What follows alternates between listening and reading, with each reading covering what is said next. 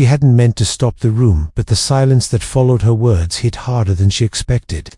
And now 12 eyes were locked on her, the way glass reflects a sudden flash of lightning.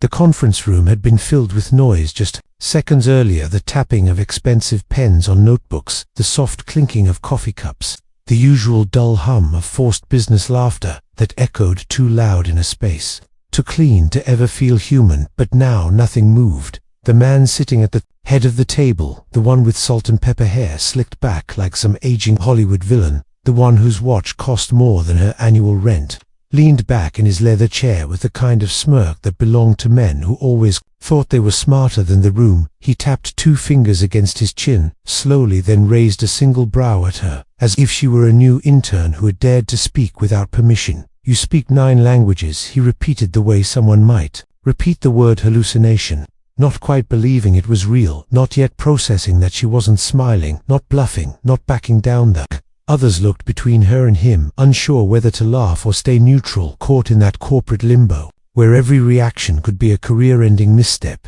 She didn't blink as she said, "And if you'd like, I can continue the presentation in whichever one you prefer." Muscle twitched near his jaw, but he recovered quickly.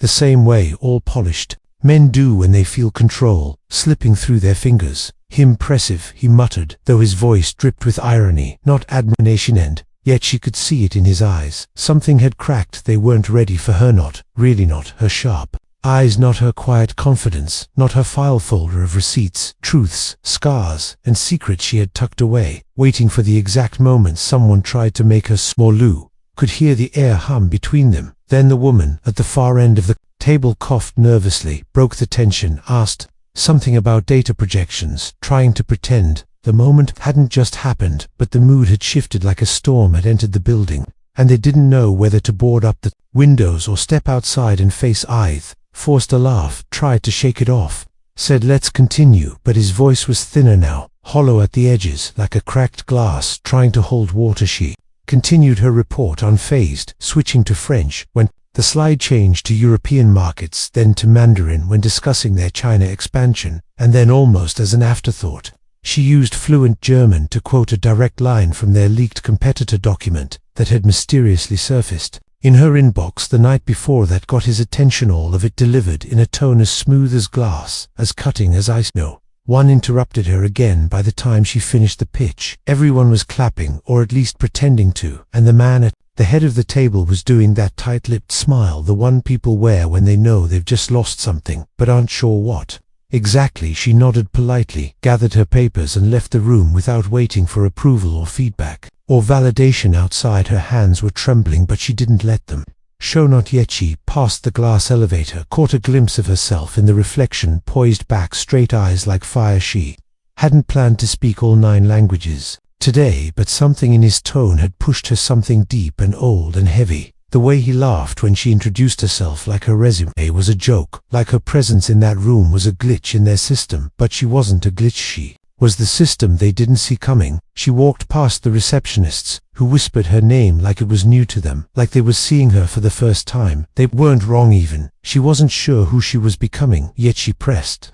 the elevator button and waited as the numbers blinked down. But her mind wasn't on the lobby, it was on the folder in her bag, the one labeled CONFIDNT, AL, one with dates and wire transfers and signatures, the one that could end his career or hers depending on how the game played out. She hadn't decided yet. She stepped into the elevator and let the doors close softly behind her. Inside the small mirrored space, she let out a breath. She didn't know she was holding flashes of the past, flickered across her mind. The school in Lagos where her mother had taught her to speak with pride, the freezing nights in Berlin when she translated documents just to keep the heat on, the time in Dubai when a lie almost cost her everything and a stranger saved her with 3 whispered words in Arabic that she never forgot. Every language she learned had come with pain and with power, and she was done giving that power away. The elevator dinged at the ground floor, but she didn't move right away. She looked at her reflection one last time, as if asking a question she didn't yet have the words for. Then the phone buzzed, and no number 1 word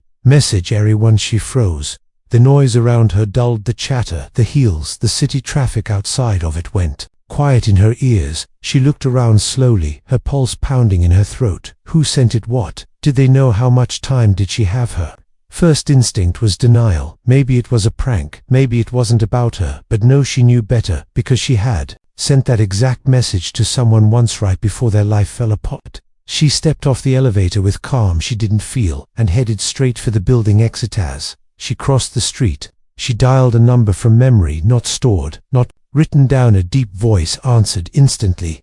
"Is it time?" it said. She didn't answer. Jez kept walking past the rows of cars, past the bakery where she once cried over her brother's obituary, past the hidden camera on the lamppost she installed 6 months ago just in case everything she had prepared for was happening. She wasn't sure what would break first, the truth, the company, or Herbert. She was done waiting, and whatever was coming next, she'd deface it in all 9 languages. If she had to. She crossed the intersection without looking back. The sound of the city felt different, like the air itself was warning her, or watching her, or maybe both. The man on the other end of the phone was silent now, but he hadn't hung up, and that was enough to know he was listening. She turned down a side street, past an alley that reeked of old trash and betrayal, and pushed open the side door of an old print shop whose windows were too dusty to see through inside.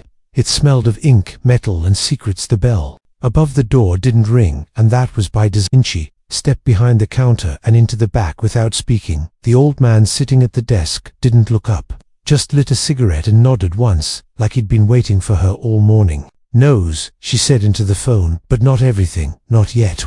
"What did you give them?" the man asked, his voice low, raspy, like something dragged through gravel only. "What? I had to," she replied, and slipped the confidential folder out of her bag and onto the table like it weighed 1,000 pounds. He flipped it open, scanned the contents, then stopped on a photo that looked like it had been taken through glass, or from a rooftop, maybe both. He leaned in closer, jaw tightening. "You were followed." She shook her head. "Not visibly, not today, but last week maybe even longer. The problem with ghosts is you never know when they start watching." She looked around the small room, noticed how much had changed since she last came here. The maps on the walls had new red lines drawn through them. The monitor blinked with feeds from 4 different cameras, one of them pointing straight at her old apartment building across town. "There. Moving fast," she said. "Faster than I expected." "You rattled him," the old man said with a half smile that didn't quite reach his eyes. "He's not used to people outplaying him, especially not women like you." She didn't smile back. There was no room for ego today, only facts and risks and escape plans that hadn't been tested since last winter. "What about the asset in Marseille?" she asked without looking up. "Compromised," the man said, too loud, then softer again. "Maybe not fatally, but they're not safe now, not with the signature you used in the German file." She cursed under her breath in a language she hadn't spoken since age 9, when the orphanage director told her never to use it again. The door buzzed once, then twice. She froze. 3 buzzes. Was the signal for friendly? 2 meant maybe not. The old man reached for the drawer, pulled out a small silver pistol, and handed it to her. Silently, she didn't hesitate, took it, and slipped it into the back of her waistband, like she had done it 1,000 times before. The front door creaked open, slow, like it didn't want to be noticed. Then footsteps, one set, careful and deliberate, heels. Female. She stepped back into the shadows, let her breath disappear from the room, let her body become a stillness, the way her old trainer taught her in Prague. The woman who entered wore a navy suit, no makeup, eyes sharp like she'd already scanned every exit before crossing the threshold. She held up her hands slowly, fingers spreading. "Not here to hurt you," she said softly, only to talk. Her accent was clipped, British military, maybe MI5, maybe private sector, but definitely trained. "How did you find me?" the girl asked, stepping out of the shadows, slowly, not lowering the gun, but not aiming it either. The woman smiled faintly. "Your exit from the tower was too clean, too fast. That's always a clue." She studied the woman for a long second, noted the way her jacket bulged slightly on the left hip, a concealed piece. Probably ceramic, not standard issue. "What do you want?" "Answers," the woman said, "and maybe a deal if you're smart about it." The old man snorted from behind his desk. "No deals with them, girl. They'll slit your throat with a smile and send flowers to your funeral." The woman didn't flinch. "Not with him," she said, and she meant the CEO from the meeting I'm with. "Someone who wants to see him fall, just like you do." "Why should I believe you?" the girl asked. "Because I know what's in the second folder, the one you didn't show anyone," she said, without blinking. "And I know who signed the Dubai contract, and what really happened to your brother in Morocco." The silence was absolute. Heaven. The machine seemed to stop humming for a breath. "What do you know about my brother?" she said finally, her voice no longer calm, no longer in control. "No longer in control, what he told me," the woman replied, and then held out a small silver USB drive. No words, no pitch, just that. The girl didn't take it. Yet she looked at the old man. He gave the smallest shake of his head, but she ignored it, stepped forward, and took the drive from the woman's hand, without looking away. "Watch it," she said. "But if it's fake, if this is a trap, I'll bury you with it." The woman smiled and stepped back, one foot already toward the door. It's not fake, and it's not a trap, and when you're done watching it, meet me at the pier, in District 7, midnight. She left without another word. The door clicked shut behind her, like the ceiling of a vault. The girl turned the USB in her hand, slowly, unsure whether it was a key or a knife, or both. "Plug it in," the old man said quietly, "but be ready." She did. The screen lit up, flickered once, then showed grainy footage of a warehouse somewhere humid, somewhere coastal. A voice spoke first before any face appeared. "You're seeing this, it means I'm either dead or close." The voice stopped, her breath, her thoughts, her heartbeat. Her brother. He looked older than she remembered, thinner eyes, sunken shoulders, curved like the weight of something too big to carry. Was never supposed to know what they were doing. Not really, not at the top level, but I did, and when I tried to leave, they made it look like I vanished. The footage cut to a blurry photo of the CEO laughing with 3 men she didn't recognize, but would soon. Then back to her brother. "If you want to finish what I started, you'll need to go back to Istanbul. Find the woman with the falcon tattoo. She has the codes." The feed went black. She didn't speak, didn't move. The old man stood, slowly walked to the corner cabinet, and pulled out a black duffel. "Boggy hoped you'd never have to do this," he said, voice hoarse, "but here we are." She zipped the bag open. Inside was a passport, gloves, burner phone, map, cash, keys to a storage unit, and a watch that wasn't just a watch. She took it all without a word, then looked out the window. Rain had started falling in, slow, heavy drops, the kind that soak through bone and memory alike. She was no longer just the girl who spoke 9 languages. She was the girl whose brother had been disappeared, whose life had been rewritten, whose next move would either destroy everything or save the pieces that still mattered. Midnight at the pier, but first Istanbul. The plane landed just before sunrise, the sky a bruise of soft oranges and angry blues, as if even the morning itself wasn't sure what kind of day it wanted to become. She stepped onto the tarmac like a shadow, unnoticed, blending into the slow wave of passengers moving through Istanbul's massive airport, each one carrying secrets, some heavier than hers, but none as sharp. No luggage, no questions, just a black coat zipped tight, and a passport that said her name was Maria Espinosa, a name that never belonged to her but had followed her through borders like an invisible exiled ghost. Outside, the air hit her like memory, thick, warm, unfamiliar, yet oddly familiar, like a city you dream about but cannot place. She moved through the crowd with trained steps, eyes scanning every corner, every reflective surface. Not out of fear, but out of habit, the kind of awareness you carry after years of being hunted, even if the chasers posited the address had been scribbled onto the back of a metro ticket. Stuffed inside the watch the old man gave her, and she memorized it before she crumpled it and tossed it into a coffee stand's trash. On the way out, District 4 alley, behind the carpet shop, 3rd door knock, twice pause, then one. She followed the signs to the metro, past a man selling counterfeit perfumes and a woman cradling a child, too quiet to be asleep, and boarded the train just as the doors hissed shut. Behind her, each station ticked past like a breath she didn't take, each stop whispering that maybe she should turn back, maybe this wasn't her fight, maybe her brother was already gone for good. But then she'd hear his voice again, that final message shaking from a screen not built to carry last words, and she kept going. When she reached the alley, it was narrower than she expected, walls, cracked vines curling like whispers against stone, and at the end a metal door painted blue, once now chipped and faded like the past itself. She knocked twice, then paused, then once more, and waited. A click, then another, then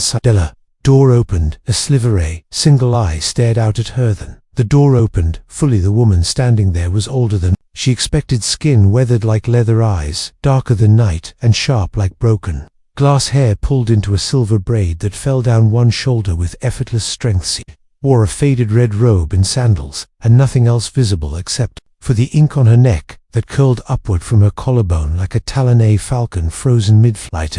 Relate, the woman said, voice flat in a way that suggested she didn't care about time, but did care about everything else. I came as fast As I could, the girl replied, holding the older woman's gaze without flinching. The falcon woman stepped aside wordlessly, and the girl entered into a room that smelled of spices, dust, and gun oil, a room filled with maps, photos, strings, clipped notes, weapons polished and placed like surgical tools, each with a story. None of them told the woman, shut the door behind her, and locked it for times. You know why I'm here, the girl said, her voice not a question but still soft enough to invite. Of course, the woman said, and walked past her to a low wooden table where a teapot steamed gently next to two small glass cups. She poured without asking and handed one to the girl. Your brother had kind eyes, the woman said. He reminded me of someone I buried a long time ago. What happened to him?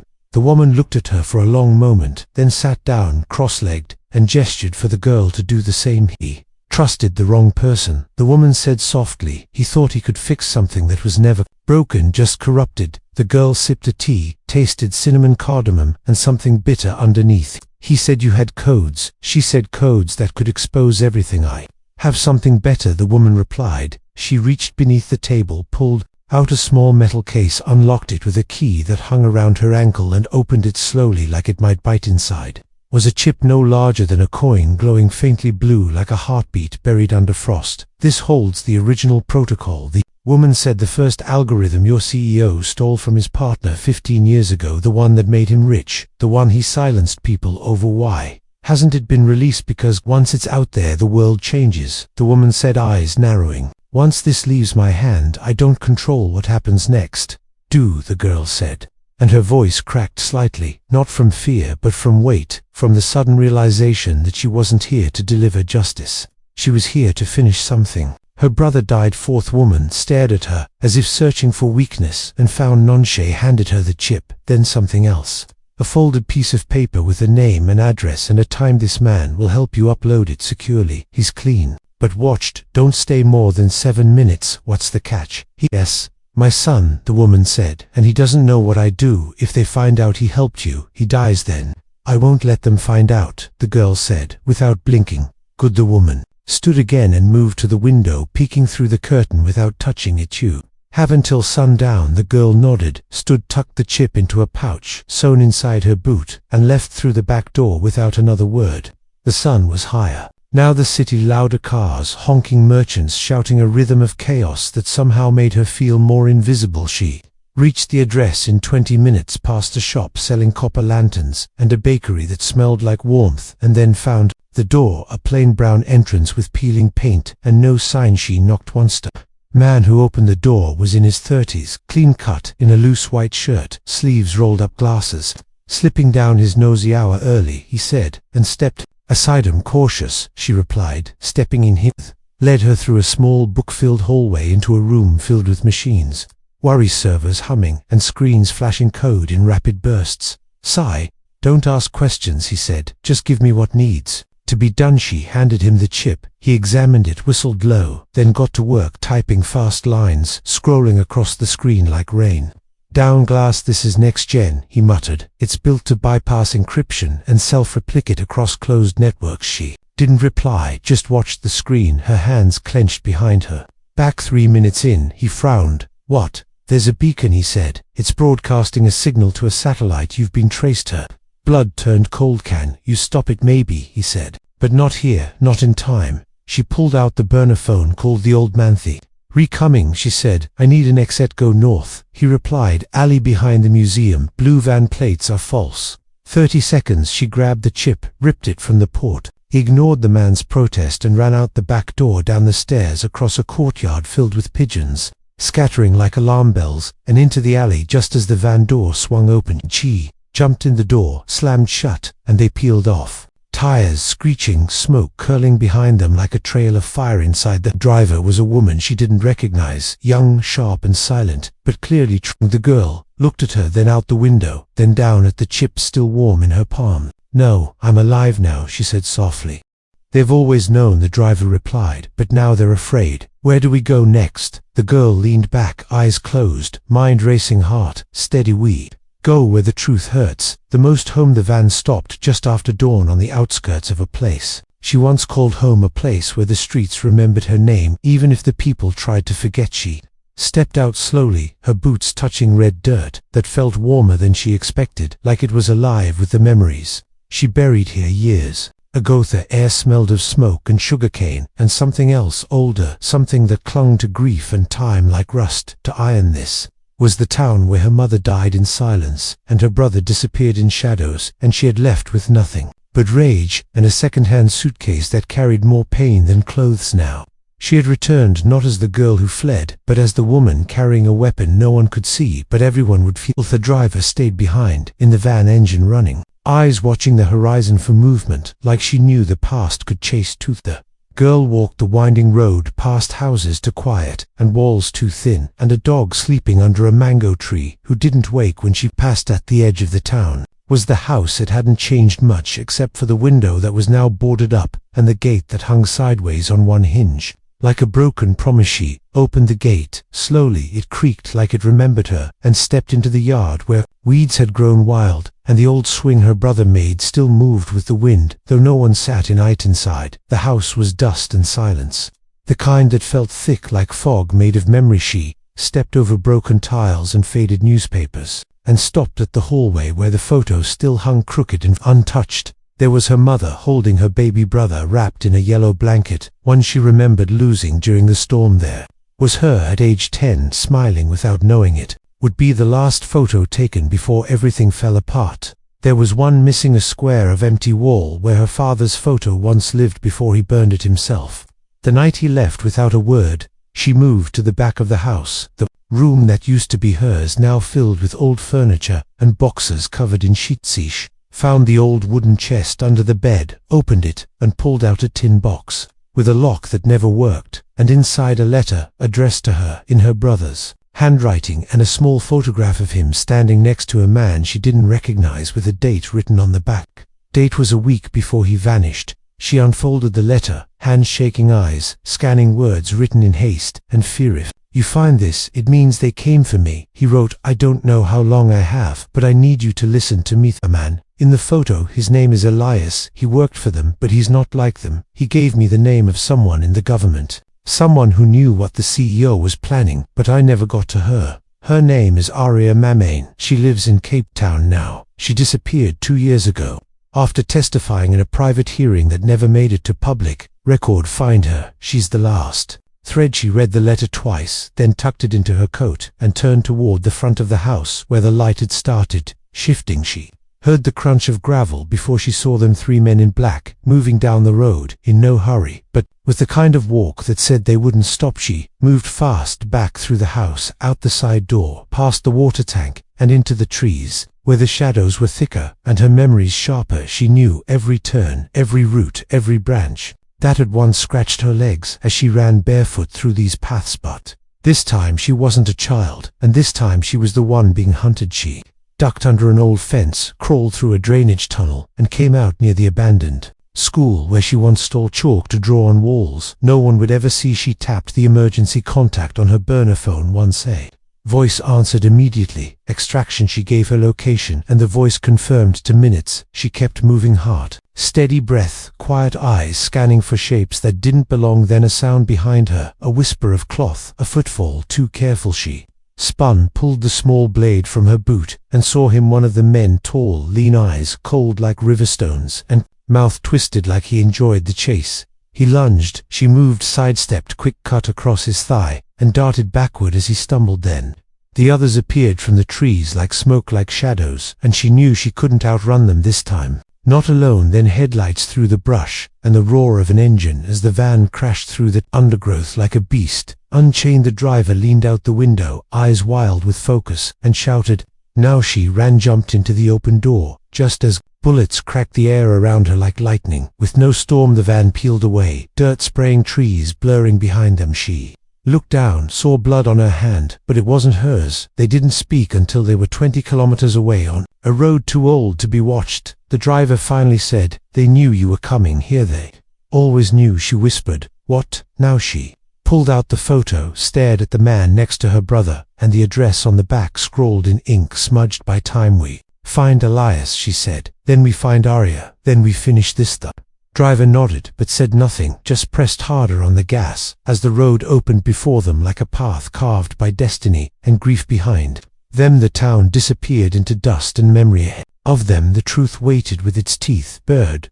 The rain started just after nightfall, soft at first like whispers on a rooftop, then heavier as if the sky was trying to wash away what was coming. They crossed the border with forged papers and borrowed silence, the driver speaking only when necessary. The girl lost in thought, tracing her brother's name with her thumb across the envelope. She still hadn't opened. The road narrowed as they entered the countryside of Namibia, following a location traced to a safe house on the edge of a forgotten village, the kind where everyone knows everything and pretends to know nothing. The safe house sat between two hills, camouflaged by trees and time, its windows dark, its door locked from the inside, and the only sound was the creaking of a windmill that turned too slowly to matter. They parked the van under a collapsed shed, covered it with branches, and approached on foot, moving like ghosts, like the danger had already arrived, and they were just catching up. She knocked once, then twice, then waited, holding her breath like a loaded weapon. The door opened. He looked exactly like the photo, older,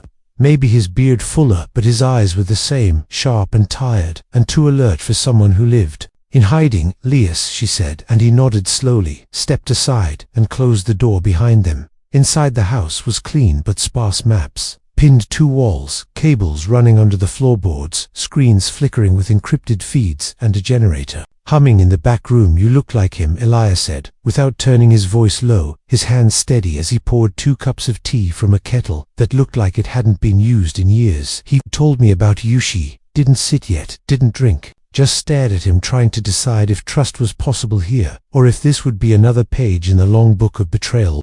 Why did he come to you? She asked. Because I was once one of them, Elias replied, then finally looked her in the eyes and saw no fear, only fury. I built the architecture. Your CEO stole the core of the algorithm, the thing they're trying to bury. Why haven't you gone public? She asked. Because I have a daughter, Elias said, and they know where she is. The room went quiet again, not from fear, but from understanding, the kind of silence only people who have lost everything recognize in each other.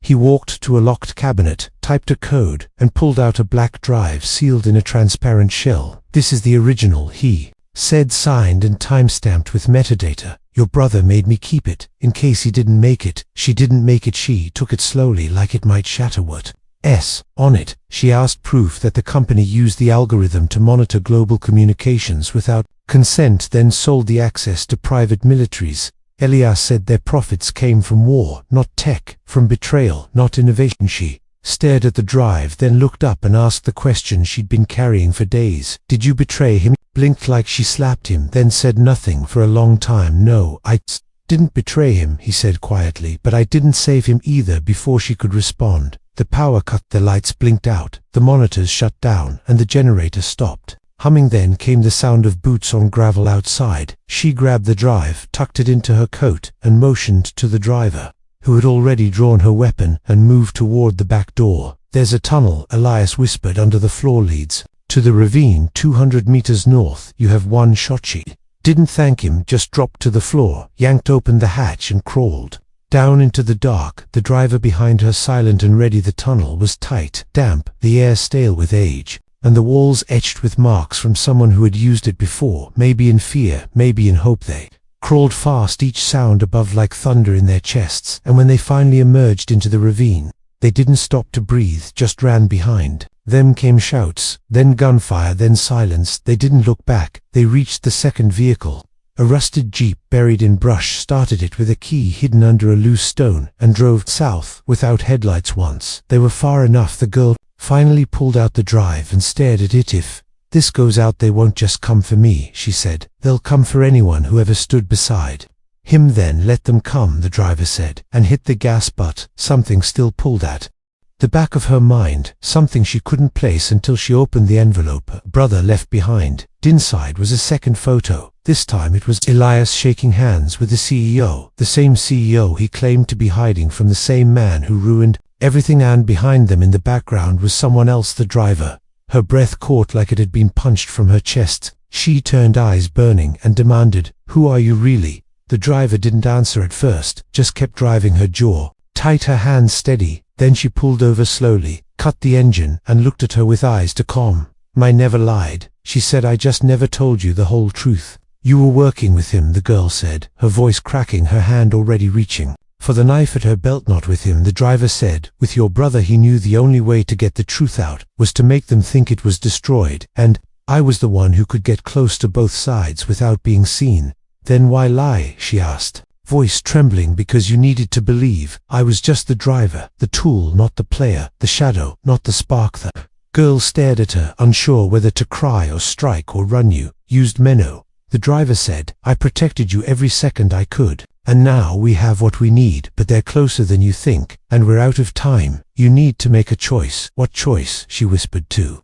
finish what he started, or to survive. You can't do both, not anymore." The girl looked down at the drive, then at the road, then at the stars above them, blinking through clouds like distant answers. She remembered the swing in her yard, and the photo on the wall, and the fire in her brother's voice, and she knew. "We finished this together." The driver nodded once and started the engine again, her face unreadable, her heart already breaking. End. Behind them in the darkness, headlights began to appear one by one. The city blinked with lights that never slept. Glowing towers hiding silent wars, and glass bridges stretched across steel bones like fragile illusions waiting to crack. She stood on the rooftop across from the headquarters, eyes fixed on the building where it all began, where it all fell apart, where everything still lived like a wound, refusing. Too close. The drive pulsed faintly in her palm, like a warning or a promise she had one chance left. Below her the streets swarmed with movement, but none of it mattered, not anymore. She turned to the driver, who stood by the stairwell watching her with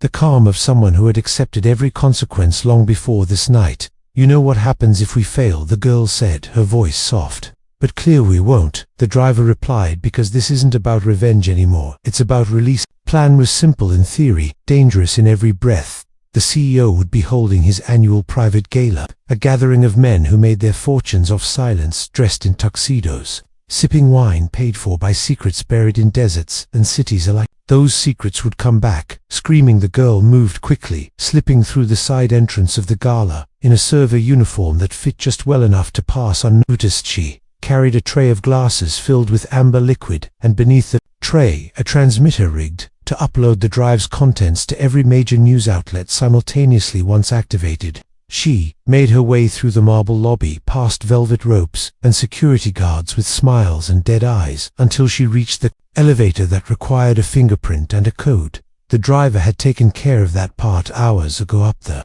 elevator opened to a ballroom of cold laughter, chandeliers too bright, and people who had never known the price of survival. She saw him at the center of the room, his back turned, speaking to a man with gray hair and eyes that never blinked. The CEO, one who laughed when her brother warned him, the one who ordered the files, buried the witnesses, vanished, and the innocent ruin. She walked calmly, placed the tray on a table near the wall, then slipped through the crowd to the control room, tucked behind curtains, gold and thick with luxury inside. She found the server hidden behind a panel labeled maintenance, and slid the drive into the port. Nothing happened for 3 seconds. Then the screen lit up, and data began pouring through faster than thought, faster than denial, faster than lies could catch it outside the ballroom. A screen flickered, then another, then all of them. The voice of her brother filled the room, clear, steady, unbroken. He spoke of stolen data, manipulated elections, sold access of voices, erased of nations, betrayed not by enemies but by boardroom smiles. The music stopped, the laughter stopped, the lights flickered. Like guilt made visible, the CEO turned slowly and saw her standing just outside the control booth, her eyes locked with his, her hands by her sides. Not needing weapons anymore, he took a step forward, then another, but the room was no longer his kingdom. Flooded in, not his, not bought this time, real officers holding real warrants, and for the first time in decades his name cracked under weight. He could not carry. She didn't move as they handcuffed him, as cameras recorded every second, as reporters shouted questions as his guests disappeared like smoke. She only moved when the screen shifted. Her brother's voice paused, then a final line sentence. "Losing everything is how we find what truly matters," the feed could say. Lonsand. Then the room broke into chaos. She slipped out through the back hall, down the stairs, through the crowd that no longer saw her, and into the night, where the driver waited at the curb, engine running, eyes on the moon. "Tid's done," the girl said. The driver nodded once and drove Away no sirens followed, no more shadows waited. They crossed the city in silence until the skyline was behind them and the sea opened before them, dark and endless and free. They stopped near the cliff where the wind howled and the stars blinked like witnesses. The girl stepped out, walked to the edge, pulled the last envelope from her coat, the one marked not to be opened until the end. Inside was a photo of her and her brother on the swing, the one he built, the one that still moved with the wind. Back home she smiled for the first time in what felt like years, not because it was over but because it began again. That driver walked beside her, hands in her coat, eyes on the horizon. "What now?" she asked. "Now we rest," the girl replied, "and tomorrow we begin something new together." And for the first time in a long time the word together felt like a truth, not a threat. Behind them the world was changing, unraveling, rebuilding, remembering. Ahead of them the road was unwritten, and for the first time she was not afraid. The end